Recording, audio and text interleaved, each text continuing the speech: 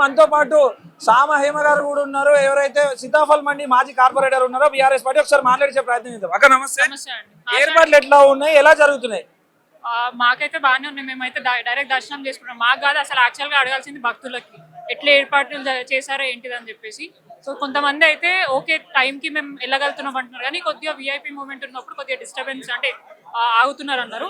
But ఓవరాల్గా గతం కంటే ఇంకా కూడా మెరుగైన సేవలు అందించాలని చెప్పేసి మేము కూడా కోరుకుంటున్నాం. తెలంగాణ రాష్ట్ర ప్రజలందరికీ కూడా ఆషాఢ మాస బోనాలు శుభాకాంక్షలు తెలియజేసుకుంటున్నాం. ప్రజలు కూడా చాలా వరకు ఆవేదన వ్యక్తం చేస్తున్నారు. విఐపీల తాకిడి ఎక్కువ ఉంది, మమ్మల్ని పట్టించుకుంటలేదు, 4-5 గంటలు లైన్ లో నిల్చున్న పరిస్థితి అని చెప్తున్నారు. ఖచ్చితంగా ఆ ఇబ్బంది అయితే ఉంది. దానికో టైమింగ్ పెట్టి ఆ టైం లోపల అందరు వచ్చి ఉంటే భక్తులకు ఇబ్బంది కాకుండా ఉంటుండే.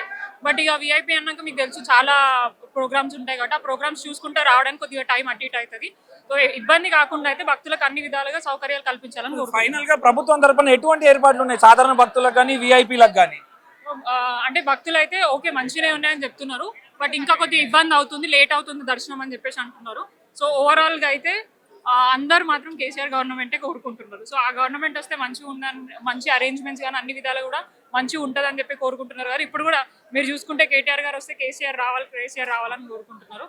సో అమ్మవారి ఆశీర్వాదంతో మళ్ళీ బీఆర్ఎస్ వచ్చి ప్రజలకి ఇంకా మెరుగైన సేవలు అందించాలని మేము కూడా మీరేం మొక్కుకున్నారు? అమ్మవారికి మీరేం మొక్కుకున్నారు? తెలంగాణ ప్రజానికానికి కానీ లేకపోతే మీ పార్టీకి కానీ సంబంధించి ఏం మొక్కుకున్నారు అమ్మవారు? నేను చిన్న ఉన్నప్పుడు నా ఊహ తెలిసినప్పటి నుంచి నేను అమ్మవారి దగ్గరకు వస్తున్నాం. మా కులదైవం పెద్దమ్మ తల్లి, సో మంకలమ్మ తల్లి. సో ఇక్కడికి వచ్చి అమ్మవారిని తెలంగాణ రాష్ట్ర ప్రజలందరూ కూడా మంచిగా ఉండాలా, వర్షాలు పండాలా, రైతులందరూ కూడా సుభిక్షంగా సంతోషంగా ఉండాలని కోరుకున్నాం.